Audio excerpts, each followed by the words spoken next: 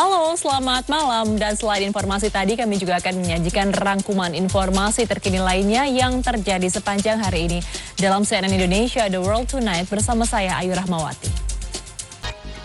Setelah viral di media sosial, pengemudi mobil yang menganiaya seorang siswa di Kabupaten Sidrap, Sulawesi Selatan akhirnya ditangkap polisi. Sementara di Surabaya, Jawa Timur, seorang menantu menusuk mertuanya hingga kritis. Menantu tersebut tidak terima ditegur karena kerap melakukan kekerasan terhadap istrinya. Kebakaran menghanguskan lebih dari 10 rumah beserta kios tempat usaha di kawasan Kemayoran, Jakarta Pusat. Sementara itu sebuah mobil SUV yang membawa jerigen terbakar di SPBU di Kabupaten Wajo, Sulawesi Selatan. Akibatnya pengemudi menderita luka bakar di wajah dan juga tangan. Pemerintah Kabupaten Mojokerto berjanji akan membantu pembangunan kembali beberapa rumah yang terdampak ledakan di rumah seorang polisi Senin lalu. Pemerintah Kabupaten Trenggalek, Jawa Timur menutup sementara 7 pasar hewan untuk menekan penyebaran penyakit mulut dan kuku atau PMK. Sementara itu tingginya angka kasus PMK di Jawa Tengah membuat jumlah pedagang dan pembeli di pasar hewan Aji Parang Banyumas turun hingga 50%. Usai viral di media sosial, siswa SD Negeri 9 Bandar 2 PD Aceh Jaya yang belajar di lantai penjabat Bupati PD Jaya mendatangi sekolah. PJ Bupati meminta seluruh kursi tempat duduk Dewan Guru dipindahkan ke kelas untuk belajar siswa. Menteri Perumahan dan Kawasan Permukiman Marwarar Sirait bersama Menteri Dalam Negeri Tito Karnavian meresmikan rumah susun sewa atau Rusunawa Cipta Gria di Kelurahan Kedaung, Kecamatan Neglasari, Kota Tangerang, Banten. Sementara itu Menteri Sosial Republik Indonesia Saifullah Yusuf Rabu siang memberikan kunci kepada warga korban gempa bumi Cianjur yang akan menempati hunian tetap. Sekjen PDI Perjuangan Hasto Kristianto telah memenuhi panggilan KPK untuk menjalani pemeriksaan sebagai tersangka. Namun Sekjen PDI Perjuangan itu masih belum juga ditahan. Apakah ada lobi-lobi politik dari PDI Perjuangan ke pemerintah sebagai barter dukungan hingga Hasto tak perlu ditahan? Penyidik Korea Selatan menangkap Presiden Korea Selatan Yoon Suk Yeol pada hari ini, Rabu 15 Januari. Yoon ditangkap atas tuduhan pemberontakan buntut deklarasi darurat militer pada 3 Desember lalu. Sebelum ditangkap, Presiden Korea Selatan Yoon Suk Yeol membuat sebuah pernyataan bahwa dirinya menyerahkan diri untuk mencegah pertumpahan darah. Selain itu, Yoon menganggap penyelidikan yang dilakukan CIO merupakan tindakan yang ilegal. Penangkapan Presiden Korea Selatan Yoon Suk Yeol memunculkan berbagai reaksi dari publik Korea Selatan. Yoon yang ditangkap karena tuduhan pemberontakan dan deklarasi darurat militer memicu perdebatan luas di masyarakat Korea Selatan. Kebakaran hutan di wilayah Los Angeles, Amerika Serikat telah menelan setidaknya 25 korban jiwa dan menghancurkan ribuan bangunan. Badan Penanggulangan Bencana Amerika Serikat mengaku menerima lebih dari 40.000 permohonan bantuan dari penduduk yang terkena dampak.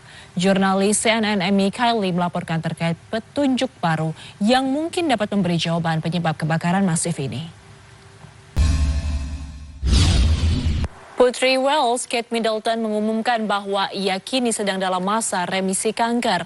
Hal ini dia umumkan dalam kunjungannya ke rumah sakit tempatnya menjalani perawatan tahun lalu.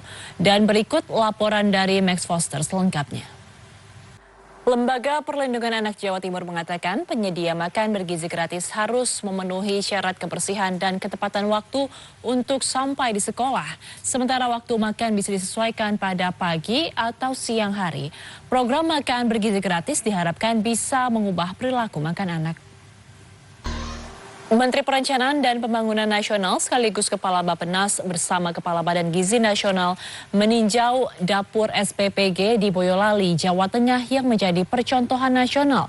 Kepala Bappenas menekankan selain pemenuhan kandungan gizi, program MBG juga harus menggunakan pangan unggulan dari setiap daerah.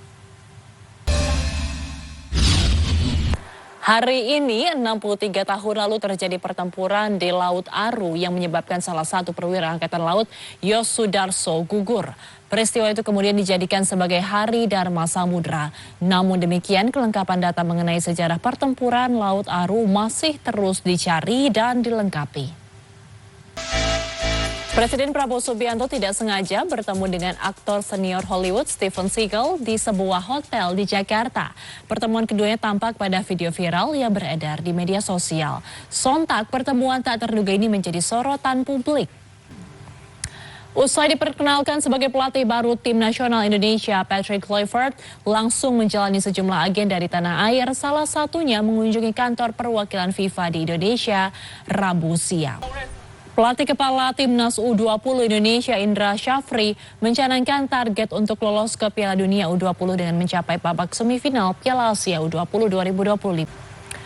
Tim nasional futsal Indonesia akan bersaing dengan tim Jepang, Argentina, dan Arab Saudi di turnamen Indonesia Futsal Four Nations World Series 2025. Bertanding melawan 3 tim nasional futsal kelas dunia diharapkan dapat meningkatkan mental pemain timnas futsal Indonesia. Indonesia memulai kiprahnya di ajang kualifikasi Piala Asia Putri 2025 dengan gemilang. Timnas Futsal Putri Indonesia menang besar pada laga perdana Grup B kualifikasi Piala Asia Putri 2000. AC Milan melakukan comeback saat melawan Como pada pekan ke-20 Serie A Italia.